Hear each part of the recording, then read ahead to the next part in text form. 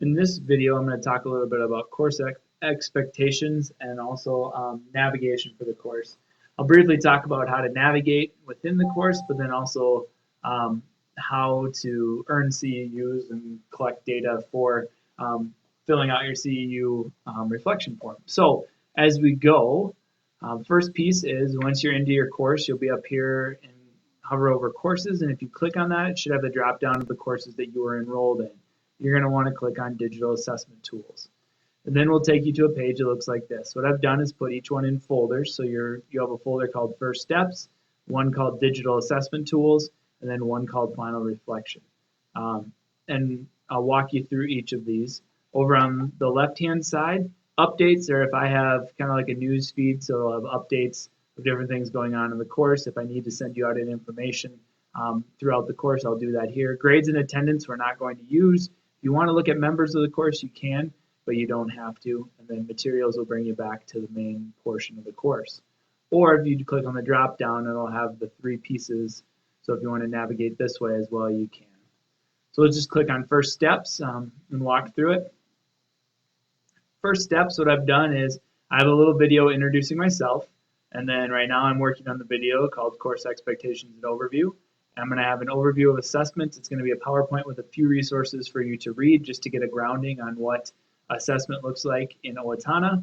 And then I'm going to just ask you to introduce yourself in the discussion forum, one to practice using that for the first time, but then also an opportunity to just introduce yourself to other people taking the course. Now, ways that you can navigate is you can click here and go to the next part of the First Steps. Or if you click here, you can click on the drop down and go back to either First Steps, Digital Assessment Tools, or Final Reflection. Or you can click here and it'll take you back to the three folders. So there's multiple ways, and then you can use your back and forward buttons up at the top. So there's different ways that you can navigate within the course. So that's kind of what was in the First Steps. In the Digital Assessment Tools folder will be the three tools that I'm going to share about with you. So what my goal would be is that as you are looking at these, you would pick the tool that you are interested in learning more about and click on that folder, and within it I have set up 3 different videos or more depending on the tool for you to watch. So this first one would be Socrative Introduction, and it's just an intro video. It's like 3 minutes long talking about what Socrative is and does. So if you just want to watch each of these to kind of see what the introduction looks like, you can do that to see if you want to learn more about that specific tool. Also, you have the video for how to set up Socrative, so talking about registering your username, and then also just kind of the basic setup. And then finally, I'm going to talk a little bit about creating an assessment, and then how to really access the data that comes from that assessment, which is one of the key features of each of these tools to help you make instructional decisions. I've also included in this one a user guide.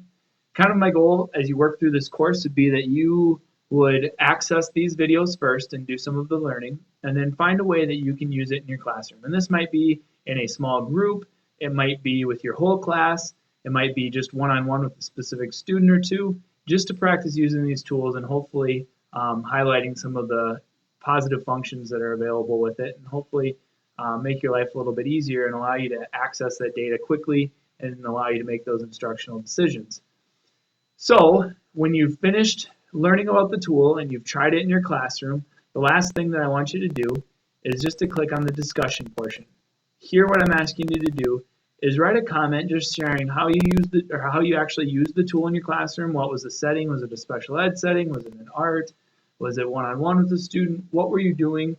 What kind of class was it? How did you use it? And also feel free along the way to ask questions. I'll be kind of monitoring the different discussion boards and hopefully providing feedback as we go as well. So that will be one way that I can see if you have something you're questioning. I can pop in and actually help you with that, as I'm sure other learners would be available as well.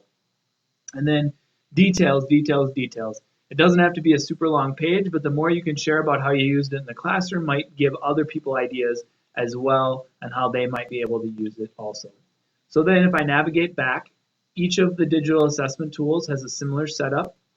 And one of the things I mentioned in the instructions is make sure that you copy, when you're posting in that discussion board, copy that little paragraph like into a Word document or something, because that will come in handy both as you're applying for your CEUs at the end, but also at the last portion when we're actually filling out for when you're filling out the final reflection. And I'll show you that here in a second. So if I click on Find Digital Assessment Tools, it'll bring me back to these three folders and come to Final Reflection. Here's where I'm just going to ask you to take what you've done in this course and just put it into reflection. I'm the only one that's going to be able to see this. And then you can also use the same final reflection. What will happen is you're going to get an email with a document saying you've completed this number of CEUs that you can hand in, along with, when I remember I said earlier to copy that little paragraph. That's also what you're going to submit, talking about here's how I used that tool in my instruction and some things I took away with it, and that will qualify you then to earn your CEUs. So the final reflection looks like this. It's very short, your first name, last name, and your email address. And then implementation reflection for Socrata. This you've already done. That's what you posted in the discussion board. This is where you would just copy paste it in here, which will allow me to see which tools you actually tried in your classroom. And then at the bottom, we want it to be very flexible. So if I didn't put a specific time limit on saying this you'd earn 2 CEUs or this one would be 4. I want it to be flexible because some people might watch the video 10 times to use that tool, and some people might watch it once and earn an hour CEU. Another person they might spend a lot of time on it. So I want this to be flexible. So let's say I'm a learner and it took me 3 hours to watch through the videos and kind of set up everything to get ready to use it in my classroom. I could then put that amount down. I will be checking these just to make sure that they align with the work that you did in the course. The other important piece is to get CEUs, you want to make sure that you're also trying it in your classroom. That's key because obviously integrating your new learning into your classroom is what we're looking for with this.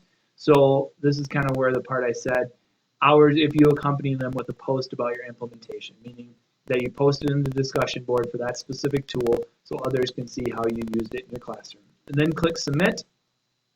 And the nice part then is the only other piece that I'll have is just a short little course feedback survey that's going to help me as I design more of these courses for our district and make them applicable to you. So if you have any questions, please email me or give me a phone call or post in the discussion boards that I will follow so I can come in and help support you, as will other learners in the course. So hopefully that kind of gives an overview of expectations along with navigation, and I hope it makes it easy to follow as you're working your way through the course.